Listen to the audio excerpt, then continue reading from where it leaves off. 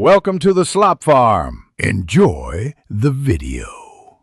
You begin by ensuring the Snapchat app is updated and that you've granted contacts permission. This allows the app to access your phone book. Once done, log in and swipe to the Friends tab so you're in the right place to add people. Tap the profile avatar, then add friends to reveal multiple methods. You're starting with the fastest, add from contacts.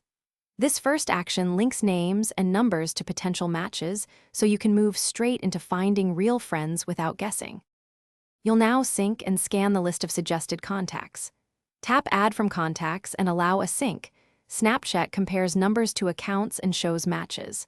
Once suggestions appear, scroll and tap Add next to the people you want. If you don't see someone, use the search bar to enter a username, full name, or phone number directly, because search handles exact matches faster. Make sure to refresh the list after syncing so newly linked contacts appear and avoid duplicate attempts. Finish by checking Pending and My Friends to confirm successful additions. You'll see pending status until they accept.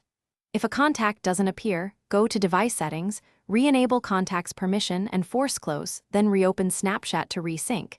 This resolves most sync failures. As a fallback, ask the person for their username or snap code and use Add by Username or Scan Snap Code.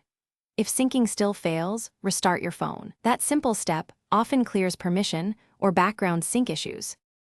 Thanks for watching. Consider subscribing if we helped you today.